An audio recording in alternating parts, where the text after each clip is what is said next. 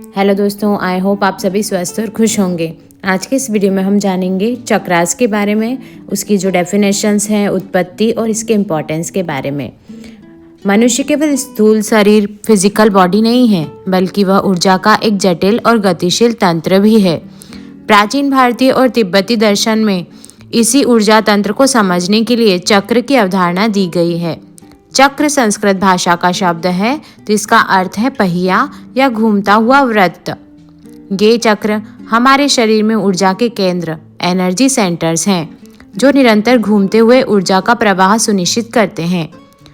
आज के इस वीडियो में चक्रों की परिभाषा, उनकी ऐतिहासिक उत्पत्ति और मानव जीवन में उनके गहन महत्व पर विस्तार से प्रकाश डालेंगे। चक्रों की परिभाषा।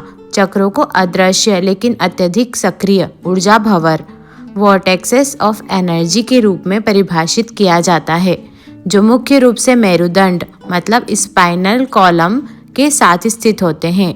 इन्हें प्राण शक्ति, लाइफ फोर्स एनर्जी या क्वी के वितरण का नियमन के लिए जिम्मेदार माना जाता है। ऊर्जा केंद्र। ये शरीर के उन स्थानों पर स्थित होते हैं यहाँ नसें, नर्वस और ऊर्जा नाड़ियाँ, एनर्जी चैनल्स ऑफ नाड़ीज आपस में मिलती हैं। घूमते पहिए। प्रत्येक चक्र एक भंवर की तरह घूमता है, जो ब्रह्मांड की ऊर्जा को अवशोषित करता है और उसे शरीर के अंगों, ग्रंथियों और प्रणालियों तक पहुंचाता है। नाड़ी तंत्र से संबंध। शरीर में हजारों नाड़ियां हैं। इनमें से 3 मुख्य हैं, ईड़ा, पिंगला और सुषुम्ना नाड़ी। चक्र इन तीनों नाड़ियों के मुख्य मिलन बिंदु हैं, जो ऊर्जा के ऊर्ध्वगमन के महत्वपूर्ण भूमिका निभाते हैं।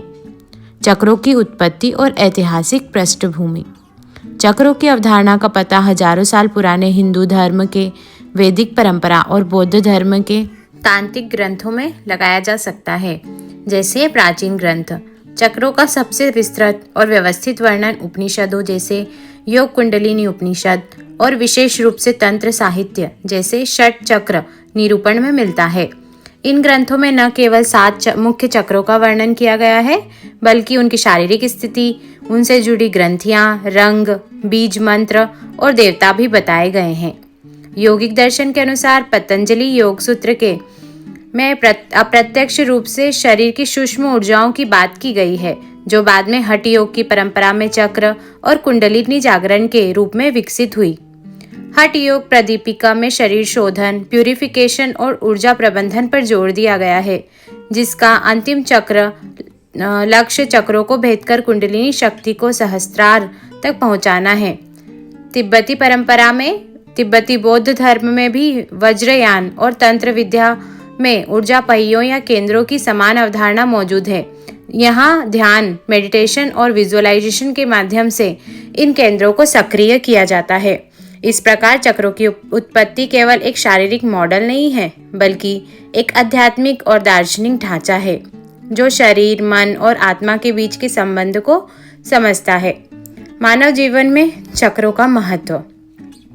चक्रों का महत्व केवल आध्यात्मिक नहीं है, यह हमारे शारीरिक, मानसिक और भावनात्मक स्वास्थ्य के हर पहलू को प्रभावित करता है। जैसे सबसे पहला है शारीरिक स्वास्थ्य का नियमन। प्रत्येक मुख्य चक्र एक विशिष्ट अंतःस्रावी ग्रंथि, एंडोक्राइन ग्लैंड और प्रमुख अंग प्रणाली से जुड़ा हुआ है। इसका मूलभूत कार्य, यदि कोई चक्र असंतुलित होता है, जैसे अवरुद्ध या अति सक्रिय हो जाता है, तो सबसे संबंधित शारीरिक अंग प्रभावित होते हैं। उदाहरण के लिए कहा जा सकता है, मूलाधार का असंतुलन पैरों और रीढ़ की हड्डी की समस्याओं से जुड़ा हो सकता है, जबकि अनाहत चक्र मतलब हृदय चक्र का असंतुलन हृदय और फेफड़ों के स्वास्थ्य को प्रभावित कर सकता है। ऊर्जा वितरण। चक्र शरीर के सभी भागों में जीवन शक्ति, प्राण का निरंतर प्रभाव बनाए रखते हैं, जो कोशिकाओं के नवीनीकरण और प्रतिरक्षा प्रणाली मतलब इम्यून सिस्टम को मजबूत करने के लिए आवश्यक है। दूसरा चरण है भावनात्मक और मानसिक संतुलन। चक्र हमारे भावनात्मक और मनोवैज्ञानिक अवस्थाओं के प्रत्यक्ष दर्पण है। भावनाओं का केंद्र। स्वाधिष्ठान चक्र हमारी भावनाओं और रचनात्मकता को नियंत्रित करता है, जबकि मणिपुर चक्र हमारे आत्मविश्वास और व्यक्तिगत शक्ति, पर्सनल पावर से जुड़ा है। मानसिक स्पष्टता। आज्ञा चक्र मतलब थर्ड आई है का संतुलन, अंतर्ज्ञान, मानसिक स्पष्टता और निर्णय लेने की क्षमताओं को बढ़ाता है। संबंधों का आधार अनाहत चक्र प्रेम, करुणा, रिश्तों को नियंत्रित करता है। इसका संतुलन दूसरों के साथ स्वस्थ और गहरे संबंध बनाने में मदद करता है। आध्यात्मिक विकास और चेतना का विस्तार। चक्रों का अंतिम महत्व आध्यात्मिक जागरण में है, जैसे कुंडलिनी जागरण। योग और ध्यान का मुख्य लक्ष्य सभी 7 चक्रों को शुद्ध और संरक्षित करना है, ताकि सुप्त पड़ी कुंडलिनी सर्प शक्ति को मूलाधार से जगाकर उसे सुषुम्ना नाड़ी के माध्यम से सहस्त्रार तक ले जाया जा सके। उच्च चेतना सहस्त्रार चक्र का जागरण व्यक्ति को ब्रह्मांडीय चेतना मतलब कॉस्मिक कॉन्शियसनेस और एकता के अनुभव से जोड़ता है, जिसे मोक्ष या निर्वाण की स्थिति भी माना जाता है। चक्र वास्तव में हमारे शरीर के ऊर्जावान खाके हैं। वे भौतिक शरीर और आत्मा के बीच पुल का काम करते हैं। ऊर्जा का पहिया होने के नाते उनका निरंतर और संतुलित घूमना ही हमारे स्वास्थ्य और कल्याण की कुंजी है। आधुनिक जीवन की भागदौड़ में चक्रों को समझना और उन्हें संतुलित रखना योग, ध्यान, मंत्र और जीवन शैली के माध्यम से न केवल शरीर को रोगों से बचाता है, बल्कि हमें आत्मबोध और उच्चतर चेतना की ओर भी ले जाता है। इस ज्ञान के माध्यम से हम अपने भीतर के ऊर्जा भंवर को नियंत्रित कर सकते हैं और एक अधिक संतुलित, सार्थक और आनंदमयी जीवन जी सकते हैं।